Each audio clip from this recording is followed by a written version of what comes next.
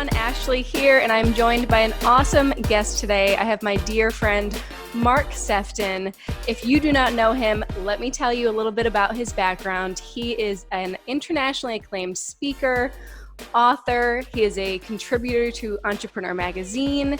He hosts a TV show called One More Round that I've loved being on, and he is a mentor to aspiring and budding and growing entrepreneurs. And we met many years ago through the web, but instantly connected and became such good friends, so much to the point where Mark actually came to Chicago, Illinois to speak here in the States. And I flew out to Chicago and we had a few fun days running around. And we've just been close ever since. And so Mark and I connected recently, as I'm sure many people out there have been doing with friends and family and making sure you're touching base.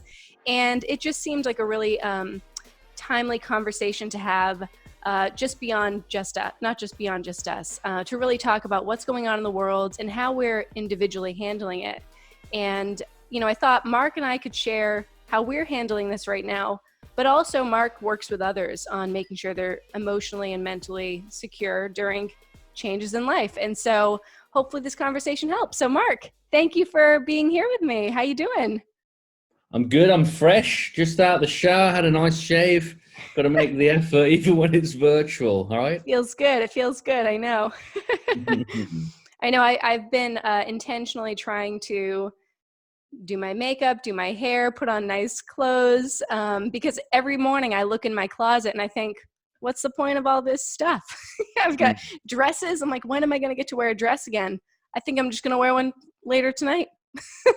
Yeah, I mean, dating yourself, is a thing, and it's a good opportunity to kind of continue doing the things that you've done, because I think, preparation is really important. Even simple things like making your bed, it's a quick win. It gives you a sense of accomplishment. I made my bed today.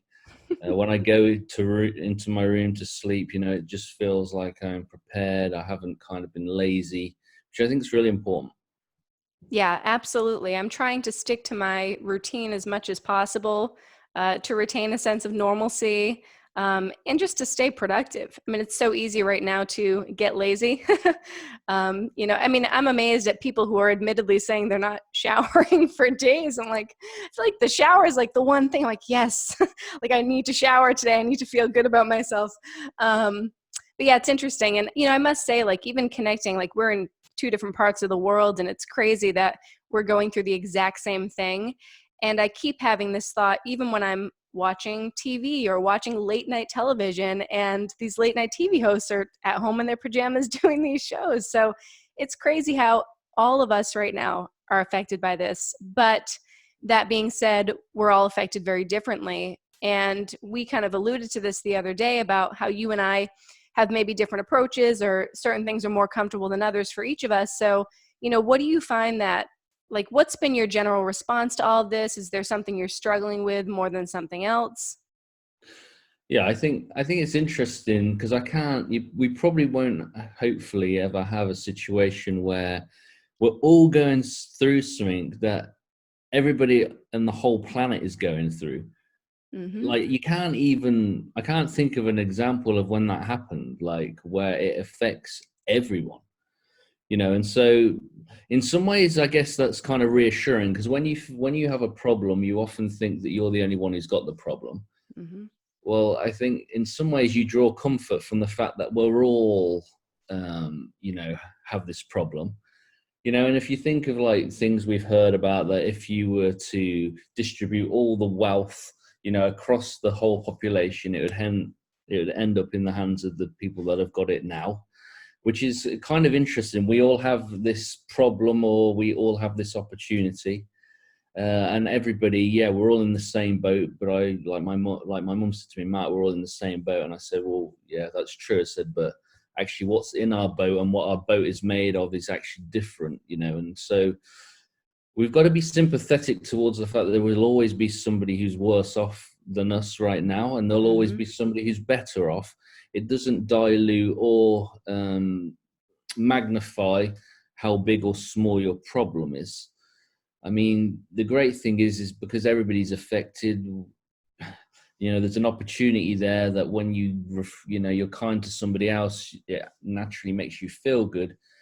It could go two ways. One is that, and the other way is the fact that people become so insulated and so like afraid to go out, and they hold on to everything, their money, their personal space, and that's something we've got to be mindful of, because when we had this social distancing and I saw someone like literally cross over the road when they saw me coming, in the first few days, it's like, you know what, I feel like a leper. It's like you're willing to like get run over as well, because people walk into the middle of the road.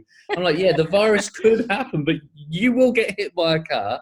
And if you get hit by a car, it's going to be probably worse than the virus, for most of us. So, yeah. And then I think personally, social butterfly, massive extrovert. Mm-hmm. I believe in the fact that we only get one shot in this life. I've been working with entrepreneurs and creators for 10 years. I've got a lifestyle of reflection. This opportunity or problem right now doesn't make me reflect anymore to what I was doing. In some ways it frustrates me a little bit, because for most people they've finally smelt the roses and they've actually realized what is important. But for somebody who kind of has already been thinking along those lines, and starting with the end in mind, which is one of my favorite habits from Stephen Covey, start with the end in mind. I think, that struggle of the social side of things, 80% of this life that I created, which is what people are reflecting on now, I can no longer do. Mm-hmm. Now, the substitutes for certain things, like for example, I always think that it's really important that what makes you happy and you do lots of it, as long as it's morally and ethically good. Do lots of that. Always ramp up your activity for joy and happiness. So there's certain things, for example, I love playing football, soccer, which is the right way, actually, because Americans, use a foot Mm-hmm. when you play football. And interestingly, American football, you don't even use your feet that much, but never mind. No, not So much at all. instead, we'd have a bit of banter. So All the I other might as body well parts instead. Yep. rib the Americans. Yeah. Yeah. So something like football for me, I love it. I watch it, I play it, I do a bit of coaching occasionally. I can probably find, a substitute for that in terms of exercise or entertainment. But the hard things are those things that you can't substitute. Like, for example, the 5 love languages, some people will be familiar. The main two, or at least the main two for men, is normally physical touch and words of affirmation. So if we take physical touch, I'm self-isolating by myself. I do get my 3 children at the weekends, which is nice bit of respite, but 65% of the time I'm by myself. And I'm a very physical person. I like and need the power of touch. you Mm-hmm. know Having, giving my kids a hug is beautiful, and yes, I get something back from it. But there's something more reassuring and different from somebody your own age, or your partner, or your father, or your mother, or whatever. And that is something that I find personally is like the hardest, because I'm pretty shrewd of how I can substitute other things. But there's certain things in life actually we can't provide for ourselves, and that makes it more tricky. Mm-hmm. How do you feel with Zoom conversations as a substitute? Do you find that it's somewhat fulfilling, or like, do you enjoy that we can still at least digitally connect? Yes, I mean, yeah, because I mean, the thing is, if you took the ability to communicate like this, then it would be a heck of a lot worse. So I'm grateful for it, but I kind of, as much as I love social media, and as much as I've built awesome connections like yourself, we connected, I think, on Twitter, and then, like you said, we met in Chicago. We had an amazing time. We'd already built and did a lot of the groundwork, built up a lot of trust. Lots of likability, lots of respect for each other professionally. And so for us, it was something, amazing. I love it. it's a great story, and that happens. You know, it's for me. I get a little bugged. You know, people say, you know, I'm sending you a virtual hug. In some ways, it's actually worse because it's like it just doesn't cut the mustard. Yes. So Mhm. while I'm grateful and thankful that we have this, because if we didn't have it, then it would actually cause other problems. But you can't. If I want a burger, you know, giving me a sausage ain't gonna cut it. Mhm. I'm a bit like that though. So mm, some things we just have to accept, which is often the only way we can actually deal. Mhm. Is we accept that this is temporary and not permanent. That's the other thing that's hard. Nobody actually knows when it'll go back to normal. What will normal look like? Even that for me is hard as well. Because if somebody says, "Mark, you got to ride this out to July 1st," you know, okay, then I'll set an agenda, set a routine, and then off we go. You know, that does become more tricky. And so, you know, we've already touched a little bit about power of routine. A lot of what we share, people are going to have heard from other people, but there again, you know, hearing the same thing just reinforces that it is the right blueprint. And then hopefully, you know, as we go deeper in the conversation, I can give a little more personal thoughts that maybe, you know, somebody hasn't considered or thought about. But that's, yeah, certainly something that I think, you know, is a challenge. Yeah, I miss seeing friends, but you know me. I tend to live a pretty solitary life, despite the fact that I am very extroverted. I'm socially extroverted, but I do such a good job at spending like a significant amount of time alone. And Mm, I can fully unplug and feel whole and not feel like I'm missing anything, but not having the option has felt challenging because, the area where I live, I moved here because there's a lot of life, there's energy, there's restaurants and dining and cafes, and it's such an active community. And so, I have these urges to like just get out and to be in that scene again and to be around that energy. And it stinks to just not have the option. And I must say, like along the you want a burger and you're getting a sausage, I want everything and I'm just getting tofu and broccoli all day, every day. and I'm bored with the tofu. Tofu is rank. I'm sorry, but Oh, I you want to know can't. what's real rank? I eat it straight out of the package. Oh, it's like Yep, a car sponge. hardcore. It's rank. But it's like I stocked up on frozen vegetables and canned chickpeas and tofu and veggie burgers, and like every time, like, oh, I just don't want this again. Like I want my favorite food down the street, But I try to really put gratitude into my day, and right every morning and night I write down what I'm grateful for, and I write things like food in my fridge because I can sit here and complain. It's me being petty and trivial, but I think about if this would have happened other times in my life, I wouldn't have food in my fridge. I might not have an apartment or a roof over my head. So, and some people don't. I mean, there's people Mhm. right now that are struggling for basic needs. So, gratitude's been a really big thing for me. And I know that you're really big into expressing gratitude and recognizing it. And have you been doing that more or the same as usual during all this? Yeah, the same as usual. There's certain things, like I said, like this opportunity or challenge doesn't take me down, you know, any new roads. In some ways, it's like I'm kind of like, well, welcome to the party. I've been like this for 10 years. It's like it didn't take a pandemic for me to reflect on the fact that I'm glad that I've got food on my table. Right. But you know, I still, yeah, practice gratitude because you know it's important to be grateful. It also Hmm. creates an abundance mindset, which helps you focus on what you do have and then on what you don't.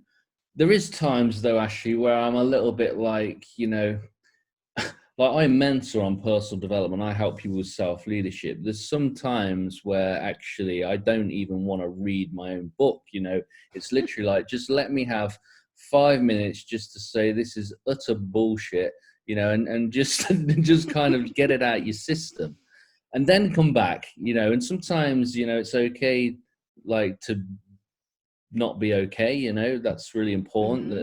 that actually it's okay that this sucks or you have a tantrum. Just make sure you do it with a bit of class, and then once you've had your moment, then move. You know, and sometimes people say, you know, schedule those times to, you know, have a moan.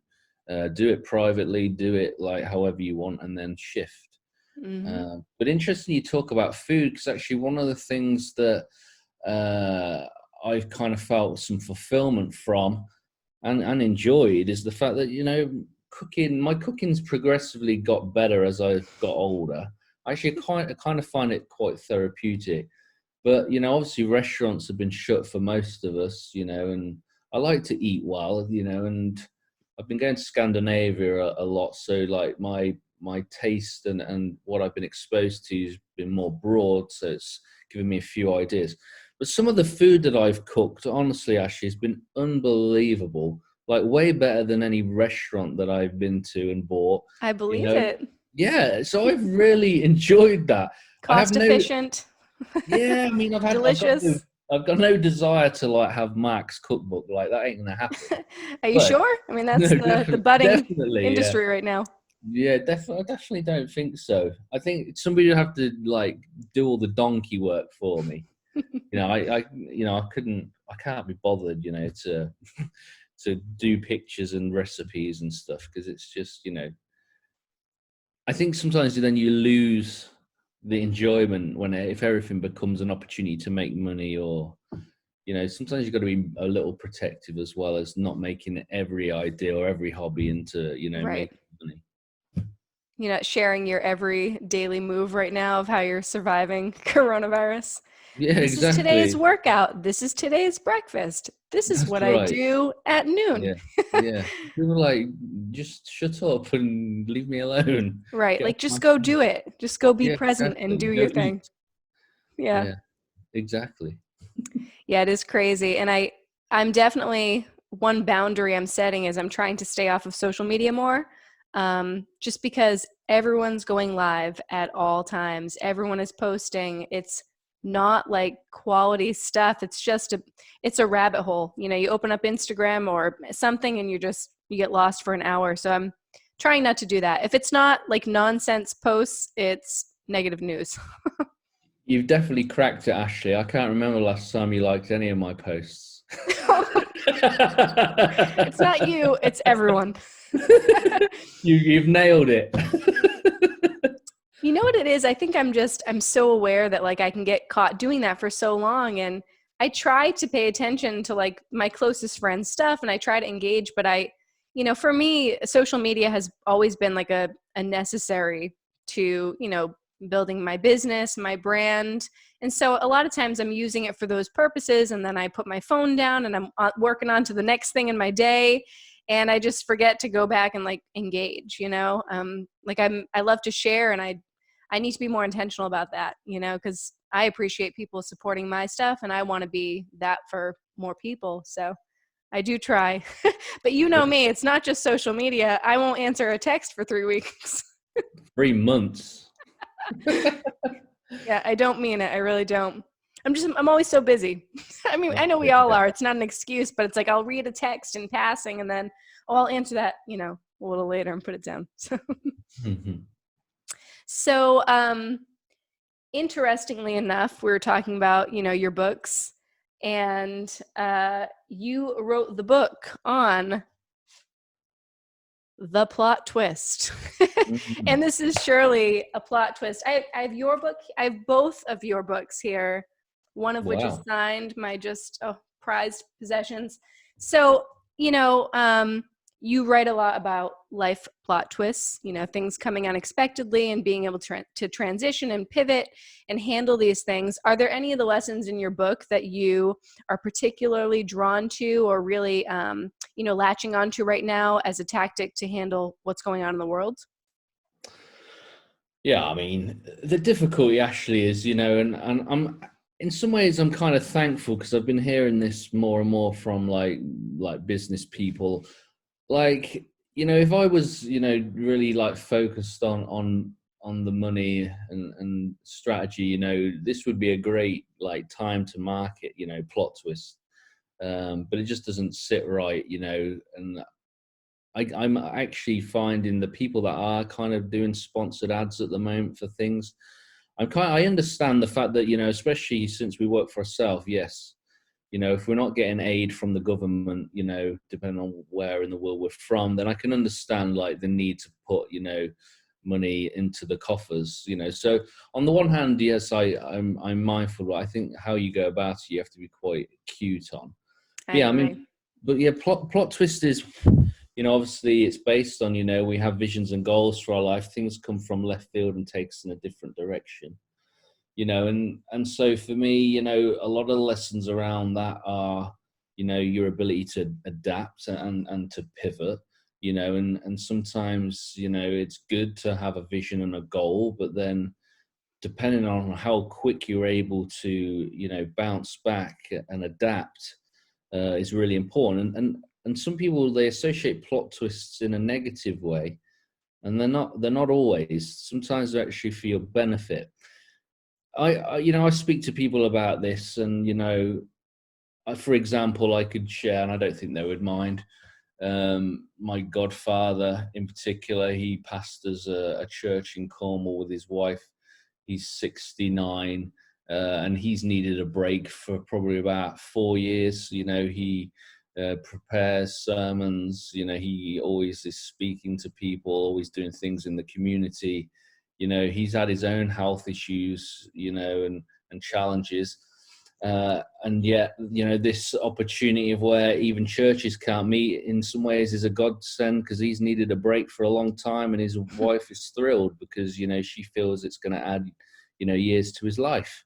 And what a great opportunity that is, you know. And I mean, for some people it's fantastic. For others, you know, yeah, I feel the pinch, you know, in my business, you know, losing speaking opportunities, you know, because there's no travel, you know. Yeah, it affects you. But I think, like with anything, same with stress, so you either see it as a threat or you see it as a challenge. I think if you can see, there's a fine line here, because this is my own personality as well. Sometimes I'm quite flippant. I think if you can see it as an opportunity, that will probably serve you best.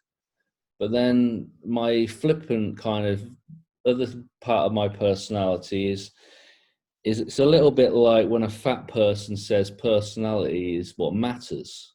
So it's kind of like, you know, while I think it's really important to take the opportunity with this, it also does stink a little bit, you know. And what matters actually isn't just personality for me. It doesn't matter how you look as well, you know, and how you take care of yourself and present yourself. So Hmm. it's a little bit like that, actually, for me. Seeing it as an opportunity, which is, you know, when I talk about different opportunities in the book, and also how things naturally kind of evolve, you know. And somebody requoted something that I'd shared, or a principle. It was actually on LinkedIn a few weeks ago. She put it in Swedish because she's Swedish, but it was, you know, trying to push a door that says pull. Hmm. And sometimes in life we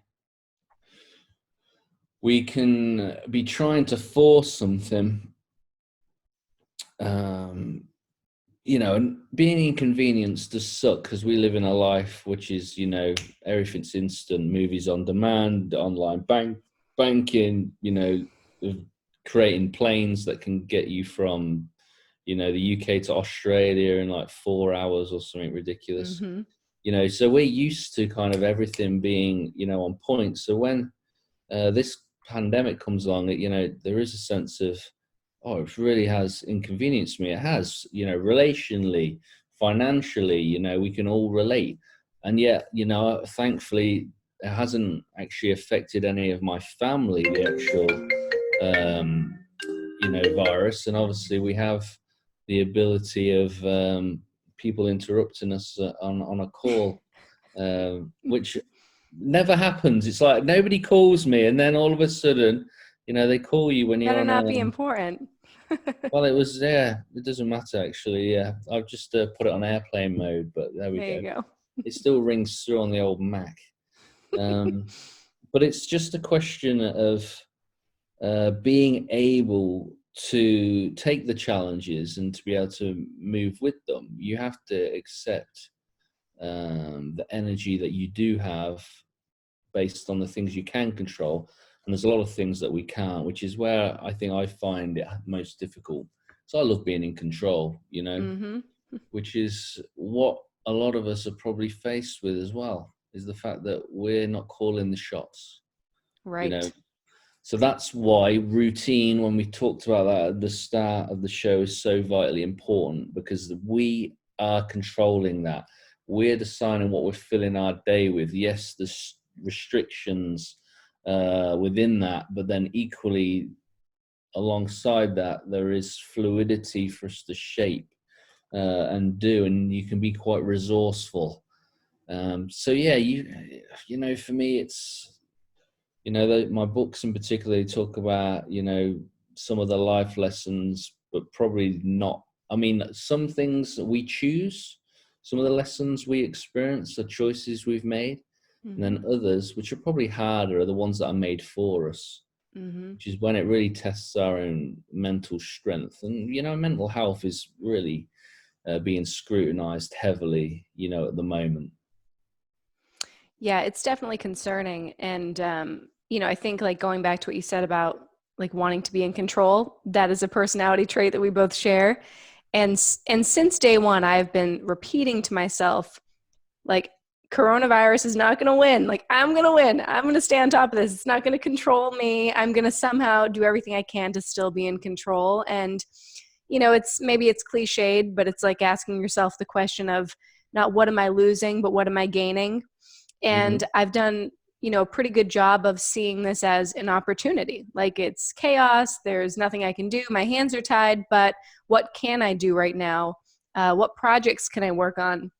What parts of my business have I always envisioned having established that, now all this time at home allows me to do? So, that's kind of how I've been looking at it. Um, but it is tough. It is frustrating. I mean, my full-time work now is speaking engagements for the most part. That's my primary source of income. And it's in the school market. So most schools are not going to go back this school year.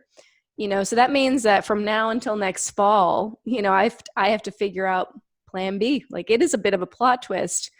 But one thing that I've been personally working on is, in my industry, left and right, everybody is reinventing their businesses, or they're starting a brand new business, and they're falling off course with what they built, like what they were already successfully doing, what their mission was. And sure, could I suddenly go virtual? Could I suddenly change my keynotes and offer them for less and do different things? Yeah, but I'm like, I don't want to change my business just because coronavirus. This is temporary, it will pass, and I'm just going to stay on course and just, work on the supplementary stuff that I would have done 6 months ago anyway, had I had the time. Um, so, that's my plot twist is like, okay, I'm refocusing my efforts, but not changing myself, my life, my business, just shifting gears for a little while. Um, but you mentioned like a little while ago about having a vision, having goals. You work with entrepreneurs, many of whom don't really know what their goals are or don't know what their vision is. Or you might have people right now that are thinking, I don't know who I am, I don't know what I'm going to do after all this. So do you have any tips for figuring out like what it is that you want from your life at a time where you feel like your hands are tied and you have no idea who you are? Yeah, I mean, I think if you can solve who you are and what you were put on earth to do, the rest of life in terms of its course, should be relatively, straightforward. Mm-hmm. I think it was Jim Rohn who said it was the setting of the sail that's the most important. You can't control the wind, which is very much true now, but how you set your sail determines, very much, where you end up going. So I think, mindset for me is got to be key. I've read a book called Grit. I think that was by Angela Duckworth. Yeah, I think you're Um, right. Mm-hmm. yeah, and Grit's an interesting book because it talks about, that mental strength, that when you go through something, to be able to keep going, being tenacious, not knowing, when to quit or give up. So, I think first of all, if you don't know who you are, then this is a great opportunity to do it. I think, the fact that I love being around people, and now I'm kind of forced to kind of enjoy my own company. I can't say it's not something that I've overly enjoyed. If you give me the choice to have, fellowship, connection, I'll take it over, I'm just going to have a bottle of wine into myself. I'm never going to pick that. Even after this, I won't pick that. Even if I've managed to do that and found a way through, all it does is it proves that, maybe I'm not as wimpy as I thought I was with regards to, living life even when nobody else is watching, or building or creating something. So I think, for me, that's something that I think if we don't know who we are, this does give us a great opportunity to discover that. And typically how I discover who I am, it's really based on the things that are natural, to me, the things that I'm most curious about, the things that excite me, the things that people tend to come to me with regards, to. I have people that call me and say, Mark, what do you think of this or that? So you naturally know that you obviously are a person who is credible, trustworthy, has knowledge, because you don't go ask somebody's opinion, if you don't value it. So I think the power of reflections I've always talked about how reflection's the biggest and the cheapest way to grow. It's whether it's not always comfortable to look in the mirror because you have to be objective, and you have to see the good, the bad, and the ugly, in order to be able to, move forward and keep going. So I think for people that don't know who they are, they've got to take that time to reflect, to be objective with themselves, and also just kind of consider some of the relationships you have, and think about why do you think that person's, your friend? Why is it that they make effort? Why is it and I think these little things can really help give us, a focus. And we've also got to be thinking about the fact that, where, like when I said at the start, when where you want to go, start with the end in mind, and you kind of identify some of those things. You just got to find the platforms that play to your strengths and your curiosity and the things that spike you, and find a solution to a problem, and then live out of that, live out of that space. And some stuff, it doesn't always, like I said, it doesn't always have to be about money. It's more about fulfillment. I love football and I love, teaching, coaching people. So I did my football badges. I didn't do it to make money. I did it because, that's something that I really love. And I thought it's another option should I want to explore it, and, right now during this lockdown, I'm learning, Swedish because I'm dating a girl from Sweden, and, I want to be able to speak the language, and share, my understanding of how that is with the culture. So you have these opportunities of where, you can either improve at something like cooking, or you can go do something that you've never done, like a language, which I think is a great opportunity. That's a great hobby to pick up right now, like learning a new language. I think that's such a good idea. Maybe I would do that. I've been playing piano. That's been my thing lately. Yep. Playing more Yeah. music. Yeah, I thought about that. I've thought about buying a bicycle as well, and it's interesting because, like I said at the start, it's, we are all faced with it. How we living is down to you and me. And the fact is, none of us can really travel. None of us can be social. So, what can you do? You got to find creative ways just see this opportunity like currency, and you may come out on top further than like Richard Branson, who keeps telling the government or whatever that Virgin needs a bailout of money, otherwise it'll go bust, which I find bizarre. Mm-hmm. Never mind. We'll just leave that there. Yeah. And I think it's interesting too, we've all heard this example of, you have two people that go through the exact same hardship in life, and one person gets stuck in a low place and the other person comes out on top. You meet people who have had life handed to them and they're miserable and unhappy and depressed. And then you have somebody who's faced every adversity possible. They've been homeless, they've been a college dropout, they've, been beaten or assaulted or had a chronic illness, and they're happy, thriving, getting through any situation. And it's just such a good example of, right now we are all facing the same situation. Give or take, there are people that are less fortunate and more fortunate, but we're all in the same boat. And it's really a matter of, well, what makes one person get through this so well and someone else have a harder time? And the answer is, it lies within us, right? And our mind, and how we choose to respond to this.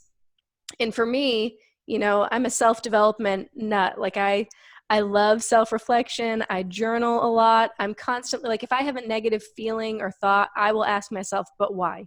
But why? But why? Until I get to this, like, some truth from when I was, 10 or something. And it's like just that constant self-assessment. But that's how we find who we are. And I think this is such an opportunity for people to find who they are and come out stronger. This is a challenge that can help us discover more of who we are. So yeah, we have to see the positive in all of this. So anything like any fun habits that you have picked up during this, like something that you just laugh at, like just pure moments of joy?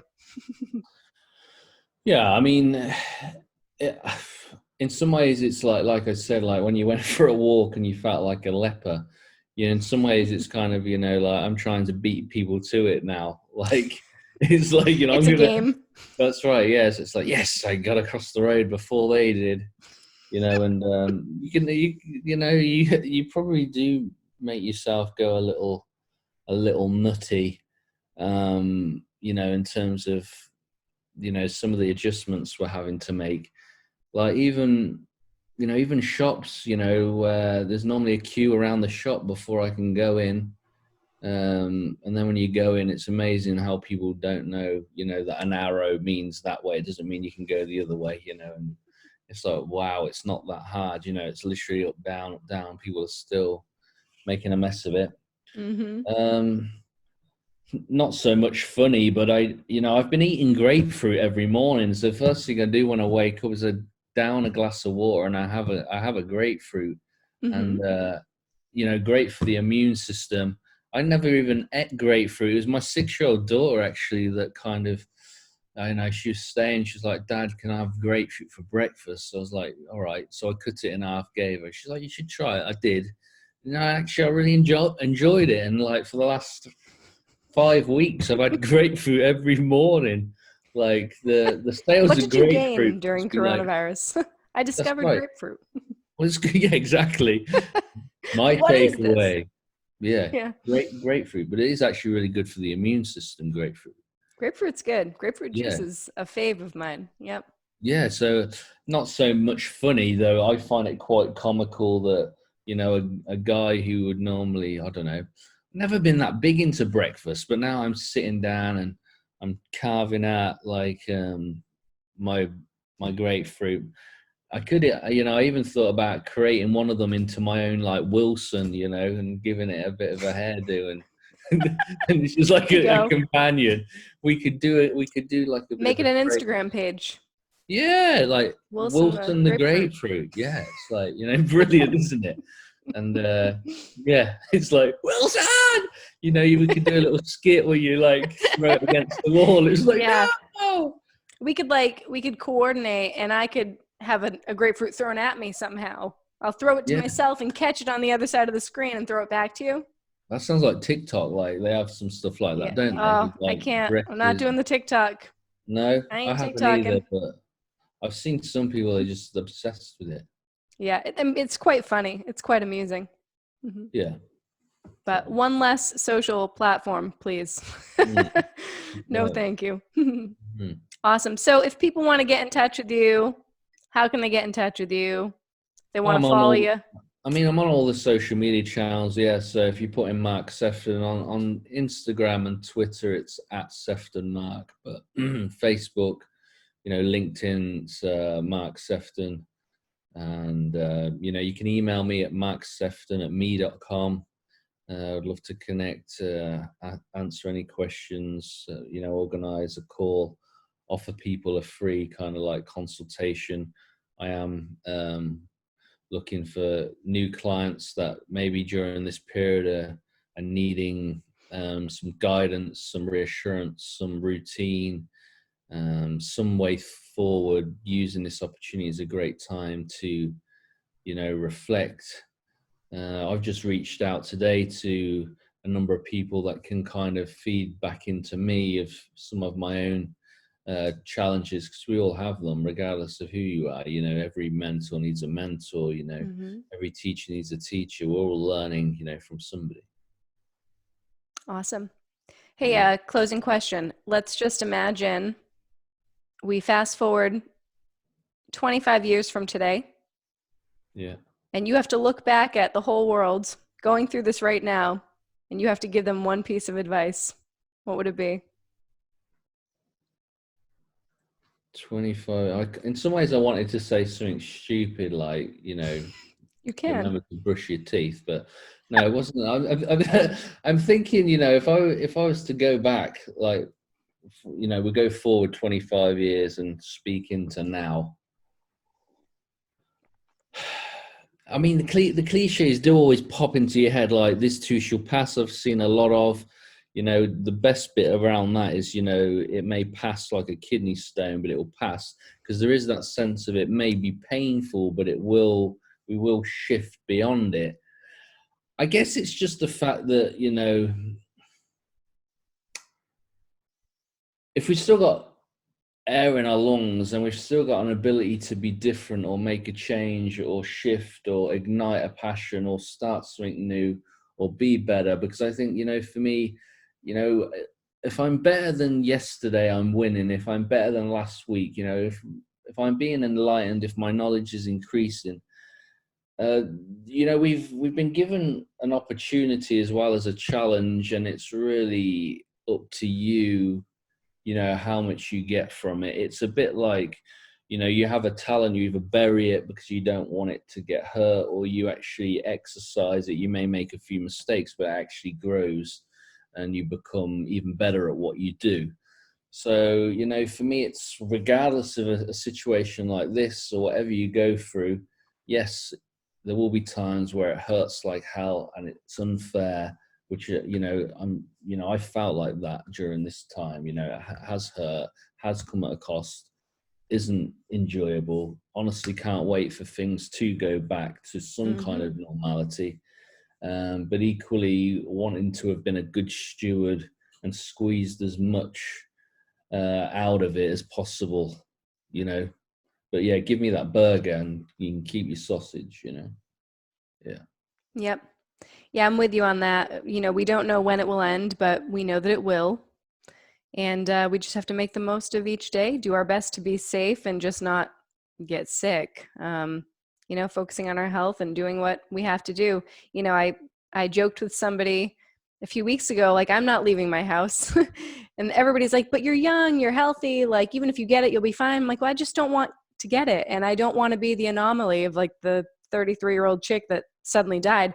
And I said to someone, I need more time. And I wrote on my whiteboard the next morning, every day you are given more time. And it's so true. Every day that we wake up, we're given more time to live life, to find ourselves, to be happy and grateful. And yeah, one day at a time. So I'm with you on that. Yeah, definitely true. One day at a time. Well, thanks, Mark, for this. And I'm going to stop record. Hope you should all connect with Mark. Check out his books. He's a great guy. All right. Thanks, Thanks, Mark. Leslie. Cheers.